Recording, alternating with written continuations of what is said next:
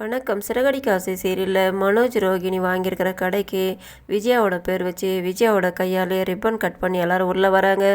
ஸ்ருதியோட அம்மா வந்திருக்காங்க. எல்லோரும் உள்ளே போயிட்டதுக்கப்புறமா அண்ணாமலை கேட்குறாரு மீனா கிட்ட, ஏம்மா உங்கள் வீட்டில் அந்த அம்மா கூட்டிகிட்டு வரலையான்னுட்டு.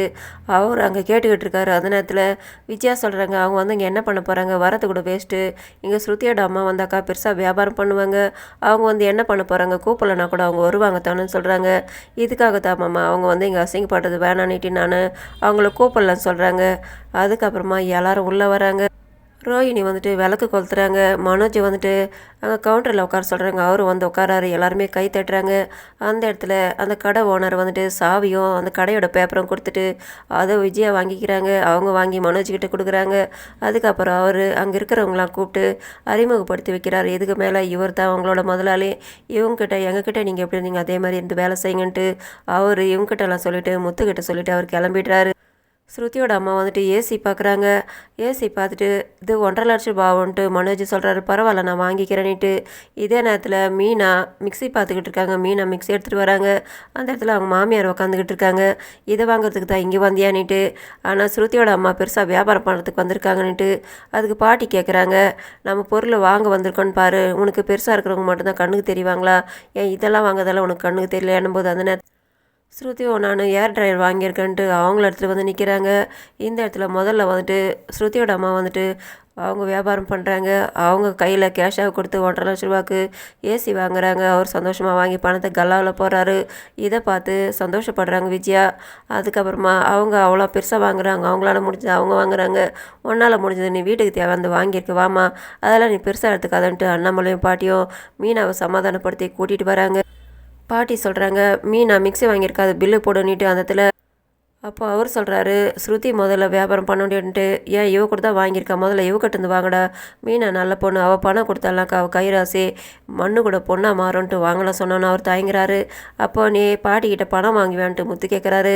கடையில் இதெல்லாம் வியாபாரத்தில் பணம் கொடுத்து தான் வாங்கணுன்ட்டு விஜயா வேற ஒரு பக்கம் சொல்கிறாங்க. என் பேத்தி பணம் கொடுத்து தான் வாங்குவா, பணம் கொடுப்பான்னு அவங்களும் பணம் எடுத்து கொடுக்குறாங்க. மனோஜ் தயங்கிக்கிட்டு அதுக்கப்புறம் வாங்குறாரு.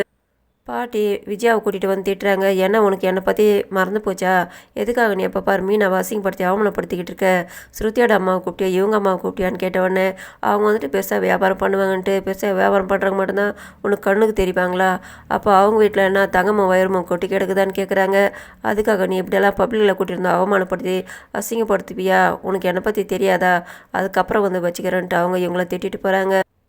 எல்லாத்தையும் கணக்கு எடுத்துக்கிட்டு இருக்காங்க ரோகிணி. அந்த இடத்துல அவங்க ஃப்ரெண்டு வந்து சொல்கிறாங்க, நீ முதல்ல மூட்டை மூட்டையாக புளிக்கி வச்சுருக்க, இந்த விஷயம் வேறு உன்னோட பணம்னு வேறு சொல்லி வச்சுருக்க, இந்த விஷயம்லாம் தெரிஞ்சாக்கா என்ன ஆகுமோ தெரியல, எனக்கு பயமாக இருக்குதுன்றாங்க. ஏன் இது நீ எல்லாத்தையும் போட்டு கொடுக்கலான்னு பார்க்குறியா, அவங்க திட்டி அனுப்பிடுறாங்க. அதுக்கப்புறம் மனோஜ் அவங்களோட பார்க்கு ஃப்ரெண்டு வந்திருக்காரு. அவர் பரவாயில்ல இதுக்கு மேலே நீ பெரிய ஆள் ஆகிடுவேன்ட்டு அவர் வாழ்த்து சொல்லிட்டு கிளம்பிடுறாரு. எல்லாருமே சந்தோஷமாக அவங்கவுங்க பாட்டு கிளம்பிடுறாங்க. அதுக்கப்புறமா இந்த இடத்துல மனோஜ் ரோஹிணி மட்டும் இருக்காங்க. அப்போ அவர் அங்கே வேலை செய்கிறவங்க எல்லாருமே கூப்பிட்றாரு. இதுக்கு மேலே நம்ம கடையை டெவலப் பண்ணோம்னாக்கா இந்த இடத்துல பழைய ஆளுங்க இருக்கக்கூடாதுன்ட்டு பழைய ஆளுங்களாம் கூப்பிட்டோன்னா இதுக்கு மேலே இந்த இடத்துல உங்களுக்கு வேலை கிடையாது, நீங்கள் கிளம்பலாம், இதுக்கு மேலே யங்ஸ்டர் தான் இந்த இடத்துல வேலை செய்யணுன்ட்டு அதை கேட்டு அவங்க ஷாக் ஆகிறாங்க. இவ்வளோ வருஷமாக நாங்கள் இங்கே வேலை செஞ்சுட்டு எங்களுக்கு சர்வீஸ் இருக்குதுன்ட்டு, உங்களுக்கு வயசாகிடுச்சு உங்களால் வேலை செய்ய முடியாததுனால இதுக்கு மேலே புது ஆளுங்களை வச்சு தான் நாங்கள் வேலை செய்ய போகிறோம், இதுக்கு மேலே நீங்கள் கிளம்புங்கன்ட்டு அவங்க அங்கே வாக்குவாதம் பண்ண போகிறாங்க. இதுக்கு மேலே இவ்வளோத்தான் மரியாதை, நீங்கள் கிளம்பணுன்னு அவங்க வருத்தப்பட்டுக்கிட்டே கிளம்பிடுறாங்க. சரி நீங்களாம் போயிட்டு வேலை செய்யுங்கன்ட்டு புது ஆளுங்களை சொல்லி அனுப்பிடுறாங்க. அந்த இடத்துல இந்த மாதிரி தான் நான் பார்க்கறதுக்கு ஆசைப்பட்டேன், பரவாயில்ல நீ இந்த இடத்துல ரொம்ப கெத்தாக தான் எல்லாருக்கிட்டையும் சவுண்டு விட்றானிட்டு ரோகிணி வாழ்த்து சொல்கிறாங்க. நான் வேலை பிஸ்னஸ்ன்னு வந்துட்டாக்கா என்னோட திறமையை வேறன்னுட்டு அவர் சொல்லி சந்தோஷப்படுறாரு. இவங்கெல்லாம் வீட்டுக்கு வராங்க. வந்தவுடனே எனக்கு ரொம்ப டயர்டாக இருக்குது, அதனால போய்ட்டு நல்லா தூங்கி ரெஸ்ட் எடுக்கணுன்ட்டு வந்தவுடனே விஜயா தடுக்கிறாங்க. இங்கே இருடா அவங்களுக்கு ஆர்த்தி எடுத்துகிட்டு உள்ளே கூட்டிகிட்டு போகிறேன்னிட்டு. ப்ரோமோவில் மனோஜ் தூங்கிட்டு இருக்காரு. இவன் இன்னும் கடைக்கு போகலன்ட்டு வீட்டில் இருக்கிறவங்களாம் வந்துட்டு எழுப்புறாங்க. அவர் தூங்கிட்டே இருக்காரு. இதோட முடியுது. நன்றி, வணக்கம்.